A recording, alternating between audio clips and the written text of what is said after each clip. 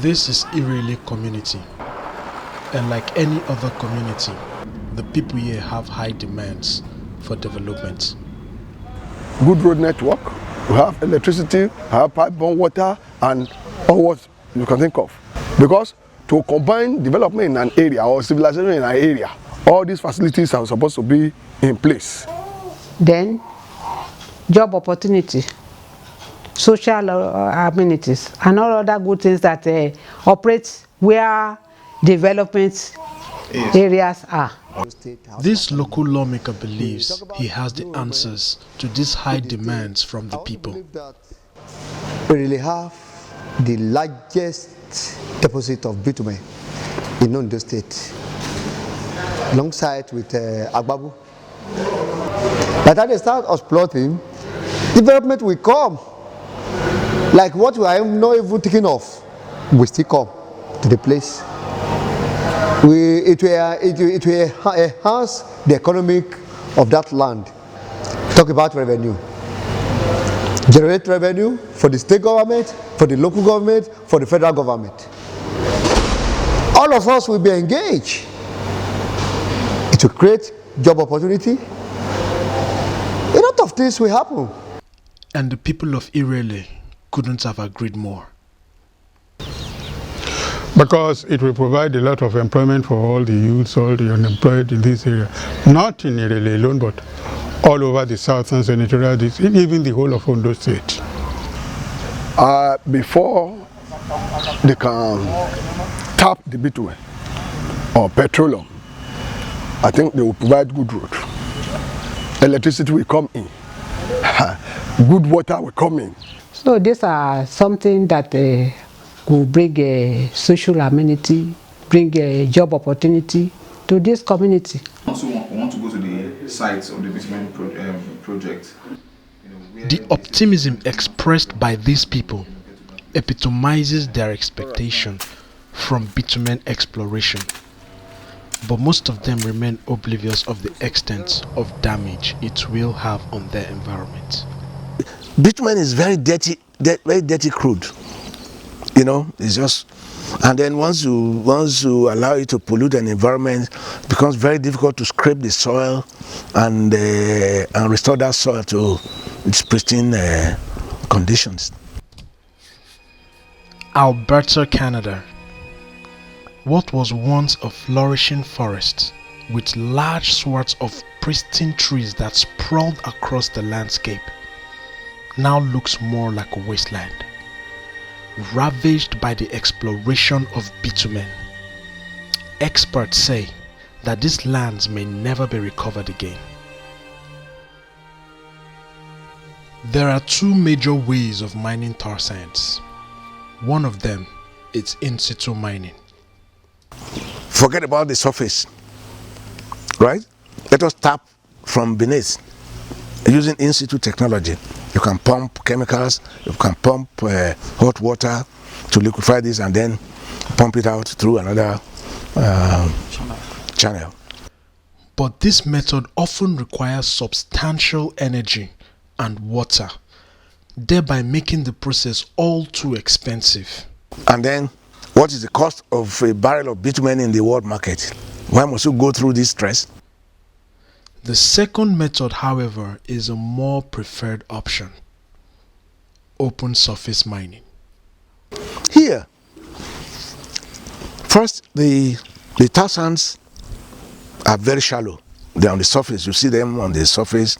They solidify during the rainy season when the temperature drops to like 20, 25, 26.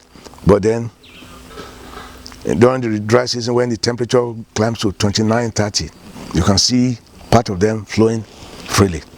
For that one, the only way you can exploit it, is by surface stripping, surface mining.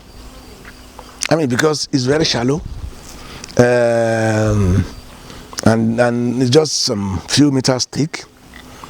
And then, because it's some few meters thick, you need to clear a large area to be able to get what you want.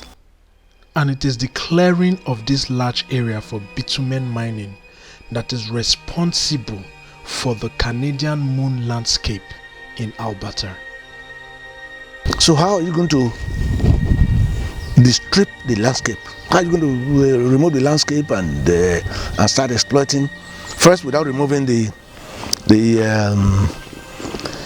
crops, without exposing the soil to direct rainfall impact, exposing the soil to denudation, erosion, and degradation. And this may be the fate that awaits Irele community if bitumen exploration were to be carried out here. But even when equipped with this knowledge, the local indigenes are still adamant, citing the fact that the dividend of development which accompanies the exploration of bitumen will be more than enough to pay for the cost it may have on the environment. Really, it will affect the community. But what people do in other places that such things are done, I think the government will find alternative or other things that will help us so that we don't lose totally. If any company or government want to embark on exploration of bitumen here, they must have conducted environmental assessments of the area so as to provide solution to all these effects. Are you telling me that there's no bad effect by tapping our limestone or our crude oil? We have, but there are ways to protect it. They are the one that will come and tell us that this is how to use to protect it. They will assist us. Now that we have been exposed to it on tap. But if they are tapping, they come with ideas, they come with technologies that this thing causes cancer, but we have to protect it. Then all of us will have to abide by whatever suggestion they might have given to us. Who has done the survey to say that they have environmental impact on us, cancer and so on? How do they come about that? We have not been told about that. No, nobody has told us that mining of bitumen will bring cancer and something like that. We want scientists to tell us how it's going to bring cancer to people. Water may be affected, but the bitumen it doesn't go too down, too deep. It's not going to affect our water. There is no doubt that the exploration of bitumen will take a heavy toll on the ecosystem that is currently prevailing in this community. Water will be polluted, farmlands destroyed, large expanse of forest will be brought down, and communities will be relocated. Is this the kind of cost this community is willing to pay? Or could there be other developmental paths that this community can take that will have a more sustainable economic development? It is not bitumen that will give jobs. Okay. We don't have problems with that bitumen. Whether we exploit it now or we don't exploit it now, it's not the problem of Nigeria. The problem of Nigeria is leadership.